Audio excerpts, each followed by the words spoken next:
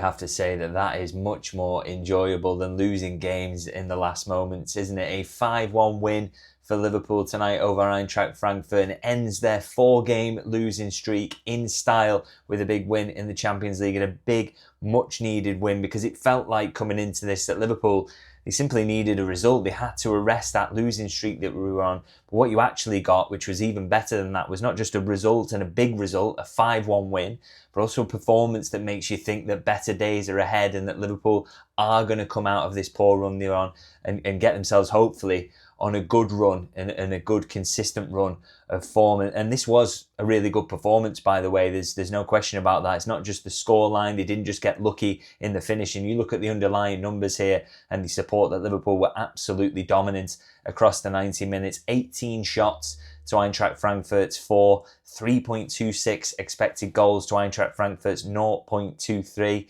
and 11 big chances to Frankfurt's 0. So that kind of shows you just how dominant Liverpool were across the 90 minutes. And yes, you probably got to acknowledge that Eintracht Frankfurt, they are in poor form at the moment. We knew coming into this that they'd shipped a lot of goals recently, and so the hope was that Liverpool could score plenty of their own. But they've also, in that time, you've got to say, they've scored plenty of goals as well. They're a team that, yes, they're open and they concede an awful lot, but they're also a team that tends to threaten themselves, and they can score goals, and they've been involved in a lot of high-scoring games for that reason. So I think the most encouraging aspect of the performance of Liverpool here is that, yes, they did all the attacking that you'd hope they would do. They scored all the goals that you hoped for, but they also managed Eintracht Frankfurt's threat throughout, really, and it was really kind of balanced performance from Liverpool. Good on the defensive end, very good in terms of the attack.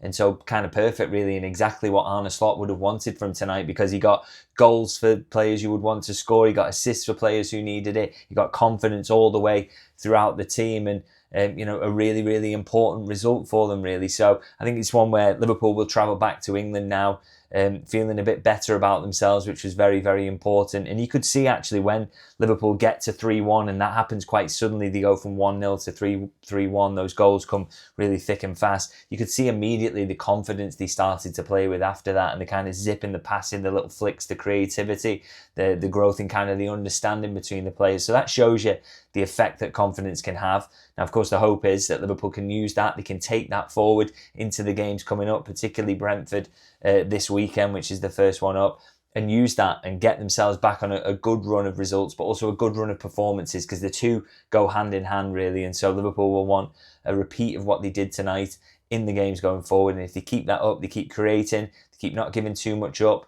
then they'll win an awful lot of games again, won't they? Now, in terms of the talking points from this game, I think the big one, initially really is the formation change. It was a big switch, wasn't it, for the manager to go to that 4-4-2, of course, kind of mixing it up because Ryan Gravenberch is not there partly, but also I imagine he wanted to just do and try something slightly different just to get Liverpool off the run that they'd been on. And the question is, of course, did that 4-4-2, did it work? I mean, 5-1 as a result, and a 5-1 win, certainly says yes. And of course, the underlying numbers support that, yes, it absolutely worked, because I think Liverpool as well, as those underlying numbers show, they had control pretty much throughout, aside from the moment that Frankfurt counter to get the opening goal. I think all the minutes either side of that, Liverpool were pretty much in control of the game. So I would say that the 4-4-2 worked. And I think you've got to say, this is going to be an option for the manager, absolutely, because you've got Isak and Ekitike, that selection dilemma's there. You've also got to consider that,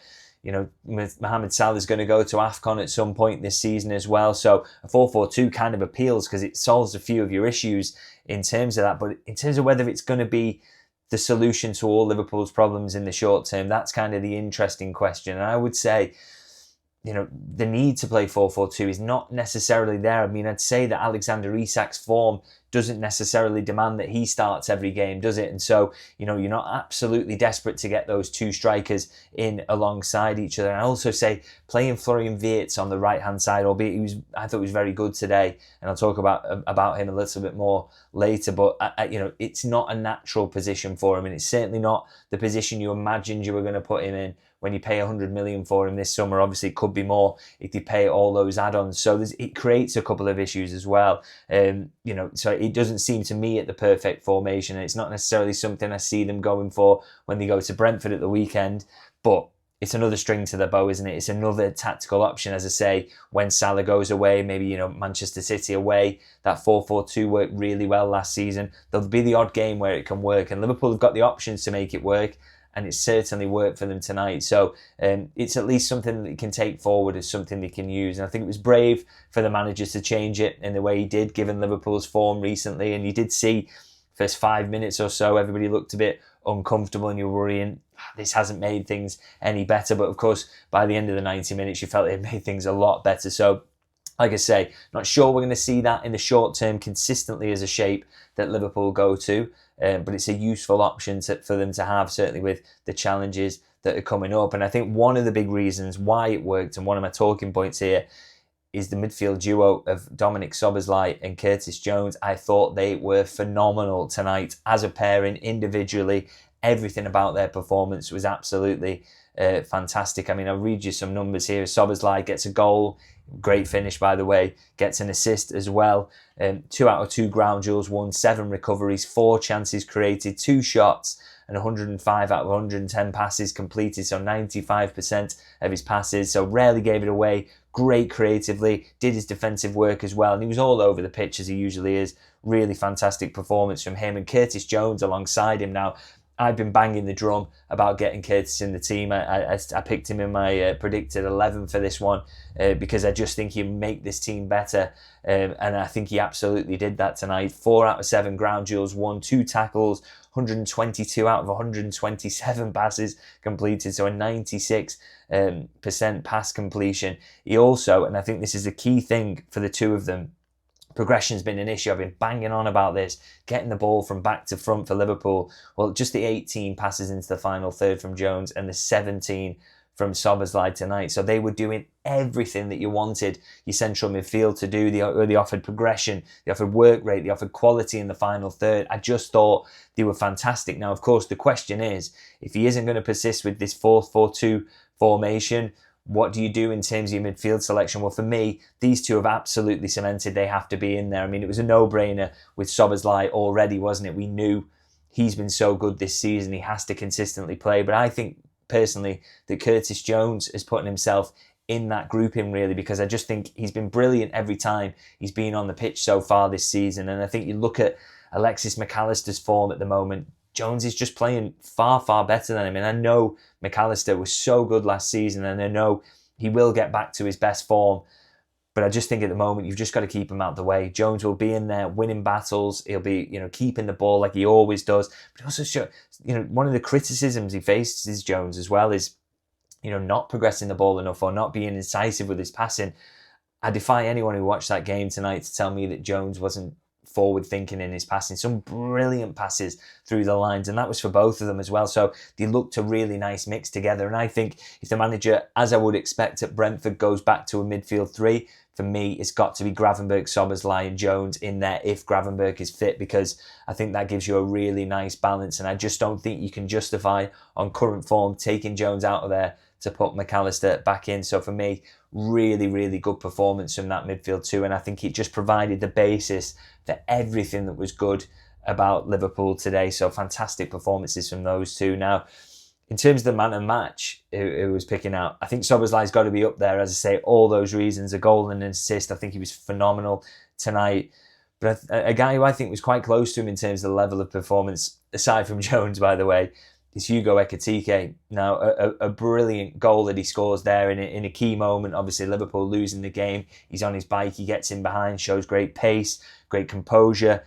Really smart to get across your defender as soon as you get the ball on that side. So you make sure he can't get back in at you. Great movement across the defender. And then the composure to slot it through the goalkeeper. Just a brilliant finish from him. But it wasn't just the goal that he provided tonight. I think he put in another fantastic performance. And it's one of many really in his Liverpool career so far. I think 12 appearances, 6 goals, but it's everything else that he does is really, really high quality. So 3 shots tonight, 7 touches inside the box, 19 out of 21 passes completed. So he just kept the ball for Liverpool. He helped them get out. He was dropping deep to take the ball. And again, it's banging on about progression, but Ekitike provides that in ways because he drops into that kind of number 10 position, will take the ball, look after the ball, bring others in, and then he's a goal threat himself. So it's complete centre-forward play. Absolutely fantastic to see that. He also won 4 out of 5 ground duels, which again, ground duels are a mix of kind of defensive contributions plus dribbles. He does a bit of both, doesn't he? He's so good at kind of evading his marker and getting a yard of space. But also he'll kind of close down as well, and he will press, and he did both today.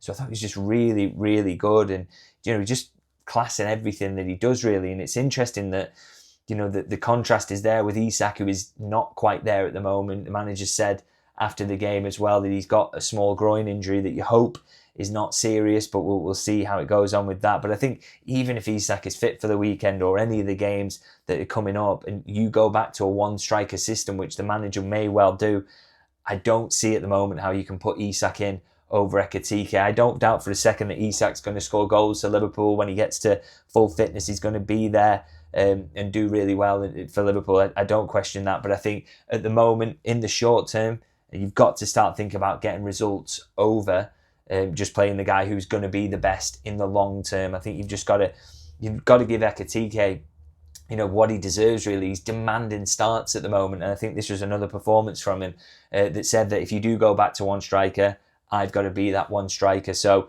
maybe we'll start at Brentford regardless because of that Isak small injury, but I think either way, whether Isak's fit or not, has to be Ekitike from the start for me. And another player, I've got a lot to talk about in this match review, I have to say. Another player I want to lavish some praise on is Florian Wirtz as well. I thought that right-hand side, he was given a bit of a kind of hospital pass being put outside there because that's not a natural position for him. And as I say, it's probably a reason you don't necessarily want to play a 4-4-2 if you're going to put him on the right-hand side because it's not entirely natural. But what I will say is I thought he performed very, very well out there. And I think, to be fair, I think some of the reviews and talk about his performances so far has been a little bit over the top for me. I think it's not been, we're not seeing loads of goals and assists and contributions at the top end of the pitch, but in terms of the quality of his actions and what he's contributing to helping Liverpool move the ball around and move defences around, I think he's been very, very good. And he's also quite unfortunate actually not to get more assists with some of the chances that he created. So he finally got that little bit of luck today, and to be fair, it wasn't luck at all. He puts in a perfect ball for Gakpo to tap in at the back post, but I think it'll be really important for him that because he can get in your head a little bit, even if you're playing quite well, which I think he has at times, to kind of think, oh, well, the assists aren't coming, so it starts to affect your confidence a little bit, and then you start to change in how you do things. So I think he possibly needed that tonight. And obviously he gets the Gakpo assist and then he gets one straight after actually for Szoboszlai, which is maybe a little bit generous because, it's passing it sideways and Szoboszlai bangs it in from the edge of the area. But again, I think even in that, he kind of takes the ball in a tight area, turns out, knows exactly where his teammate is. So even that, I think he deserves credit for. And I just think he's a player who, and he did it a lot tonight, he will take the ball anywhere for Liverpool. He's brave. He's not scared of being pushed up against. He'll get himself out of tight spots. And, if you attract players in the way that he does, he gets a couple around him and pops the ball off, there's space elsewhere, and that is constantly what Florian Wirtz is about. He'll take it, lend the ball, and look for the space elsewhere. So I think he's getting better and better. I think the couple of assists tonight will do wonders for his confidence, and hopefully we start to see the best of him now. Now, I still am of the mindset, really, that if you're going to play him wide to get him in the team, I think that left-hand side looks pretty good for him, albeit Gakpo can't stop scoring at the moment, so maybe a tough decision for the manager. But we'll see how he uses him going forward. And as I say, I think with Wirtz that'll do is really, good things for his confidence to get the assist there. And I'm pretty sure there's plenty more to come from him in a Liverpool shirt. And we are starting to see that now with each passing game, aren't we? And just a final point I want to talk about in this match review as well, which I think is a really important one, is that Liverpool scored a couple of set pieces. Now, been very, very interesting, I think, when Arne Slot has been talking about set pieces recently. He's been bringing them up in the press conference, in the embargo section with us, the newspaper guys, talking about them an awful lot. And I've been thinking, is he putting pressure on Aaron Briggs here? Because there's that new set-piece team. Aaron Briggs was appointed a set-piece coach over the summer. He got a set-piece analyst to work with him as well. And we haven't seen the results enough of that. Liverpool's still weak defensively from set-pieces and definitely not scoring enough of them.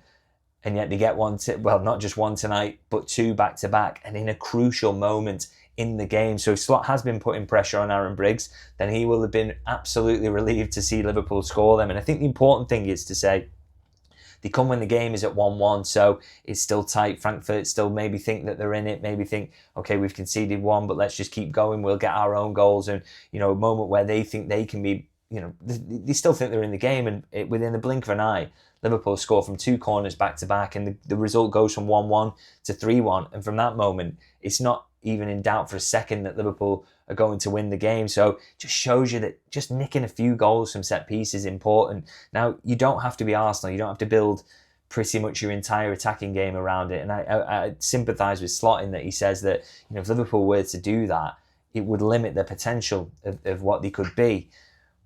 But goodness me, just nicking the odd goal from a set piece in games from time to time, it's really, really helpful in turning a 0-0 into a 1-0, or turning a 1-1 into a 3-1 all of a sudden, and then you cruise in easy, the spaces open up, you can get your 5-1. So game-breaking goals, set pieces are massive for that. So I think it was a real relief almost to see Liverpool get a couple of those tonight, and hopefully they can keep that going. Like I say, they don't have to be Arsenal, they just have to be a lot better than they've been so far this season. So I'm going to wrap it up there, a bit of an extra long one, but I think loads to talk about. And hey, when they win from time to time, it's nice to celebrate it and talk about all the talking points from that. And there were plenty to get into there. So I'm really interested to hear your thoughts in the comments. Who was your man of the match? What team do you want to see going forward off the back of this? Do you want to stick with 4-4-2? Do you want to change it up a little bit? Really interested to hear your thoughts on that and everything else to do with the match, really. And of course, if you can like and subscribe, I would massively appreciate that. And I'll see you guys very soon.